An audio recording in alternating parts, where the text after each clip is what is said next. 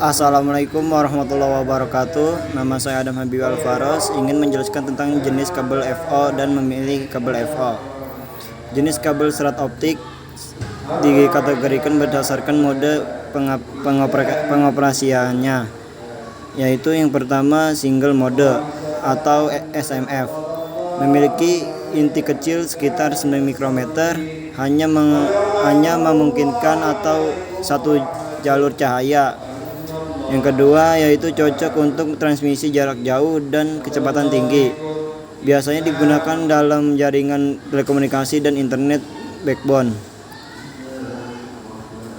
Yang kedua yaitu multimode, memiliki inti lebih besar sekitar 50 sampai 62,5 mikrometer. Dapat membawa banyak jalur cahaya secara bersamaan. Cocok digunakan untuk jarak pendek seperti dalam gedung dan kampus. Kelebihan serat optik. Yang pertama yaitu kecepatan yang tinggi.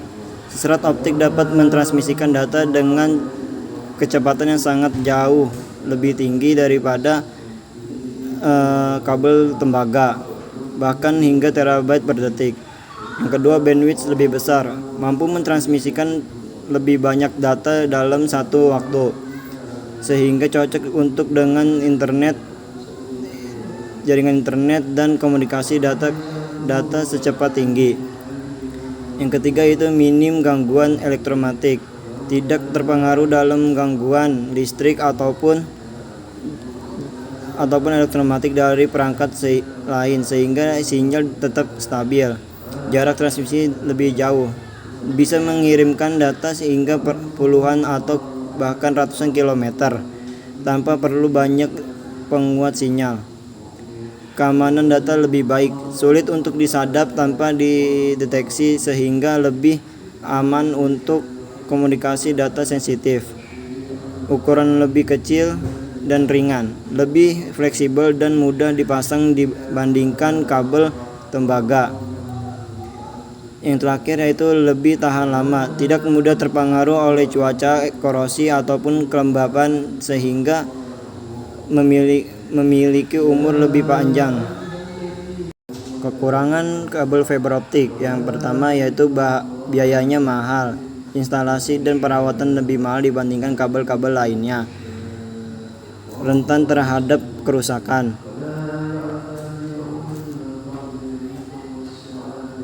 Rentan dalam kerusakan, mudah patah jika ditekuk atau tertekan tekanan tinggi. Instalasi sulit, membutuhkan keahlian khusus untuk pemasangan dan perawatannya.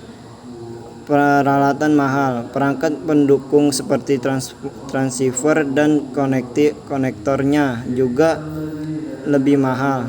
Yang terakhir itu sulit diperbaiki, jika rusak perbaikannya lebih rumit dan membutuhkan biaya yang lebih mahal. Pemecahan masalah jaringan serat optik biasanya dilibatkan beberapa langkah.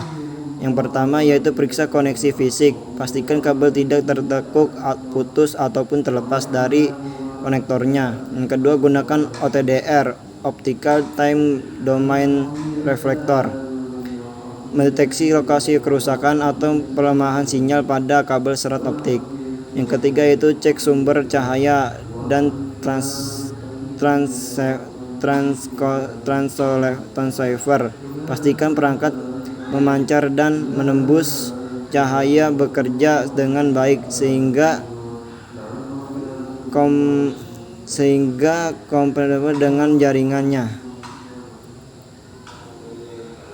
Pemecahan masalah. Bersihkan konektor, debu atau kotoran pada konektor hingga mengganggu transmisi cahaya, jadi bersihkan dengan cairan khusus serat optik. Yang kelima, ukur daya optik. Gunakan power meter untuk memastikan daya sinyal optik sesuai spesifikasi dan tidak terlalu lemah. Yang keenam yaitu ganti atau sambung ulang kabel. Jika ditemukan serat putus atau rusak, lakukan penyambungan ulang dengan teknik splicing. Yang ketujuh yaitu periksa konfigurasi perangkat. Pastikan switch, router ataupun perangkat jaringan lainnya dikonfigurasi dengan benar untuk mendukung koneksi serat optik. Cara memilih kabel yang benar. Yang pertama yaitu jenis serat optik. Single mode untuk jarak jauh. Ya, yang kedua yaitu multimode untuk jarak pendek yang biasanya digunakan dalam kantor ataupun kampus. Yang kedua yaitu jenis perlindungan kabel. Indoor digunakan dalam ruangan lebih fleksibel, tetapi ruangan tahan lama. Outdoor tahan cuaca dan gangguan lingkungan, cocok untuk pemasangan di luar ruangan. Armored memiliki perlindungan tambahan untuk mencegah gigitan hewan lainnya atau sebagai tikus. 3. Jumlah core atau serat. Pilih sesuai kebutuhan, misalnya 2 core untuk jaringan sederhana ataupun 12 core ke atas untuk skala besar. Cara memilih kabel yang benar. Yang keempat yaitu jenis konektor SC, LC, ST ataupun MPO, sesuaikan dengan perangkat jaringan yang dibutuhkan atau digunakan. Yang kelima, standar dan kualitas. Pastikan kabel memiliki sertifikat standar internasional ITU TG 652 single mode ataupun TIA EIA 568 multimode. Kesimpulan, kabel serat optik adalah teknologi transmisi data kecepatan tinggi, menawarkan bandwidth besar dan tahan terhadap gangguan elektromagnetik maupun menjangkau jarak jauh. Meskipun memiliki keunggulan, kecepatan, dan keamanan, kabel ini juga memiliki kekurangan seperti biaya tinggi, instalasi yang rumit, dan rentan terhadap kerusakan fisik. Pemilihan kabel